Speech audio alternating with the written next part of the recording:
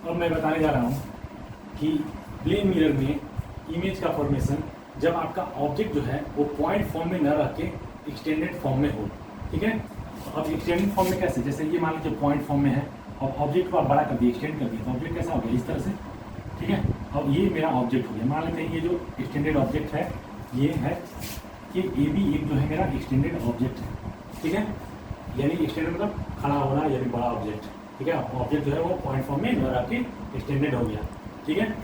और इसका इमेज मेरा प्लेन मिरर में कैसा बनेगा उसको हम लोग देखते हैं। इसको ध्यान से देखिएगा और अच्छे से आप लोग देखिएगा, ठीक है। और स्टेप वाइज स्टेप हम लोग इसका फिगर बनाएंगे, ठीक है। तो सबसे पहले हम एक्सटेंडेड ऑब्जेक्ट के सामने एक मिरर रखते हैं,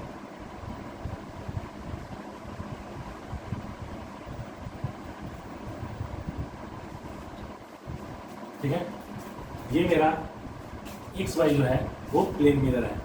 प्लेन मिरर के सामने हम एक्सटेंडेड ऑब्जेक्ट रखेंगे। तो अब ऑब्जेक्ट में अब हम जैसा कि बता रहे हैं, अगर ऑब्जेक्ट पॉइंट फॉर्म में देखें तो ये पॉइंट फॉर्म में हम इसको अगर तोड़ते हैं इस तरह से, हर एक पॉइंट पर इसको मान लेते हैं ये ऑब्जेक्ट जो मेरा इतने पॉइंट से मिलकर बना हुआ है, क्योंकि हर एक दुनिया का कोई भी ऑब्जेक्ट जो है वो छोटे छोटे स्मॉल पार्टिकल से बने होते हैं, जिसको आप लोग एटम बोलते हैं, है ना, या मॉलिक्यूल एटम, ठीक है। तो ये स्मॉल पार्टिकल से ये भी बना होगा।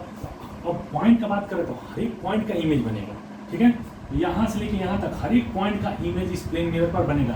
अगर हम यहाँ पॉइंट का इमेज बनाएंगे तो ये पॉइंट यहाँ पे इमेज बनेगा, अगला पॉइंट बनाएंगे तो अगले पॉइंट का इमेज बनेगा, तीसरे पॉइंट का इमेज बनेगा, चौथे पॉइंट का इमेज बनेगा, तब जाकर मेरा पूरे पॉइंट का इमेज बनेगा, तब ये ऑब्जेक्ट जो है यहाँ पे दिखेगा, ठीक है। तो वैसे में क्या होगा कि उतने पॉइंट का इमेज बनाना क्या है, पॉसिबल नहीं है, ठीक है।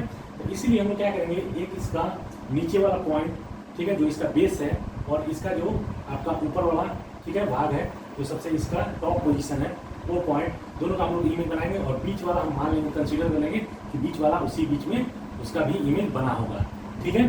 तो सबसे पहले हम चलते हैं ऊपर वाले पॉइंट से, ठीक है, बी पोजीशन से। तो अब हम सबसे पहले क्या करेंगे, सीधे चलेंगे 90 डिग्री पे मेरा एक लाइट जो है ये क्या होगा, इंसिडेंट होगा, और 90 डिग्री पे ही क्या होगा, रिफ्लेक्ट करेगा, ठीक है। तो अगर हम यहाँ पे नाम देते हैं, ये मान लेते हैं सी हो गया, ठीक है।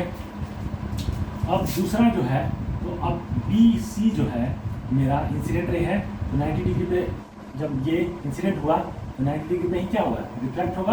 अभी हम बताए थे कुछ देर पहले ही, ये 90 है तो आर भी क्या होगा तुम्हारा 90, ये। अब इससे मान लेते हैं, क्योंकि कोई भी इमेज फॉर्मेशन के लिए कम से कम मिनिमम 2 रेज होना जरूरी है। पहला रे तो हो गया, दूसरा रे अगर हम इससे चलते हैं, दूसरा लाइट जो चला मान लीजिए इस एंगल पे चला, तो ये इस एंगल पे वापस आ गया, ठीक है, इधर रिफ्लेक्ट हो गया। तो ये बी डी चला, तो डी ई के रूप में क्या हुआ, रिफ्लेक्ट हुआ। तो रिफ्लेक्ट हुआ तो यानी कि ये दोनों एंगल आपस में क्या हो गए, इक्वल, यानी ये वाला एंगल और ये वाला एंगल आपस में क्या होगा, इक्वल। ये आई है और ये आर है, तो आपस में क्या होगा, इक्वल। और ये 30 है तो ये भी क्या होगा, 30 होगा। तो अब मान लेते हैं कि ये पॉइंट है, तो पॉइंट वाला इमेज हम कैसे बनाए थे पीछे वाले डायग्राम में, सेम ऐसे ही पॉइंट से पहला इमेज चल, पहला लाइट चला, पहला रे चला, इंसिडेंट हुआ और फिर रिफ्लेक्ट हुआ, फिर दूसरा चला, फिर दूसरा रिफ्लेक्ट हुआ, और दोनों को पीछे क्या किए थे, एक्सटेंड किए थे। तो यहाँ पे भी हम दोनों को पीछे क्या करेंगे, क्योंकि ये रियल में तो मिल नहीं रहा है, इसको हम वर्चुअली क्या करेंगे, पीछे जो है इसको हम लोग एक्सटेंड करते हैं, इसको हम लोग पीछे एक्सटेंड करते जाएंगे, ठीक है। यहाँ से हम लोग इसको पीछे एक्सटेंड करते जाएंगे, ठीक है। जहाँ पे ये मीट करेगा, यहाँ मीट कर रहा है, तो यहाँ मेरा जो बी है, बी पॉइंट का इमेज कहाँ बना, यहाँ पे। अगर ये थोड़ा तिरछा हो गया होगा क्योंकि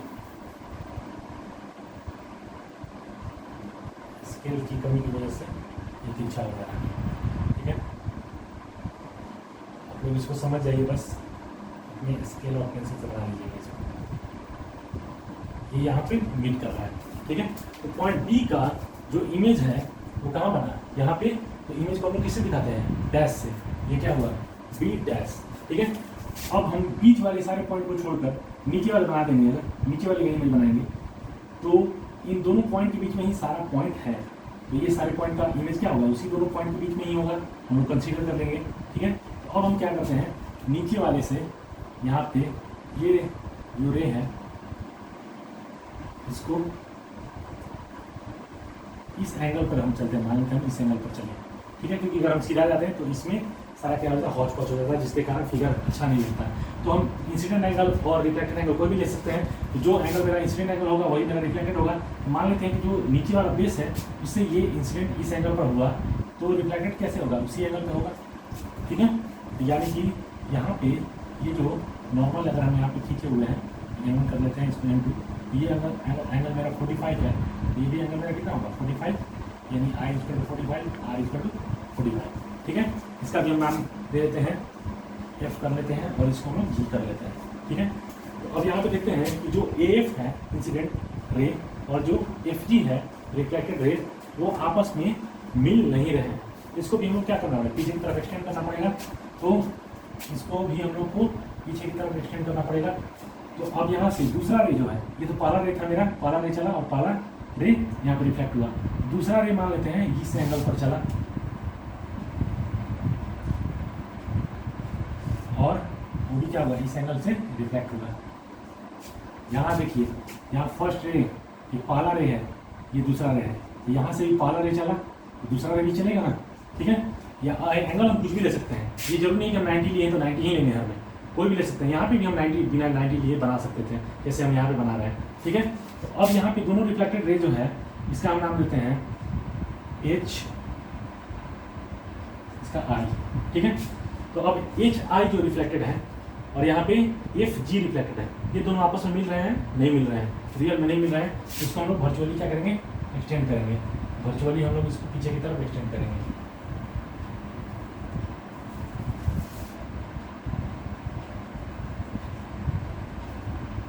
इस तरह से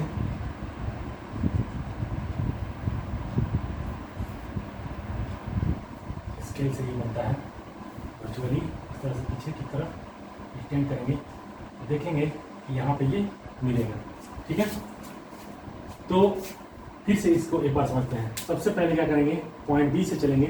तो पॉइंट बी से हम चलेंगे तो पहला 90 पे लिए, तो 90 पे ही रिफ्लेक्ट करेगा। अगर हम 45 पे लेते तो क्या होता, 45 से रिफ्लेक्ट करता।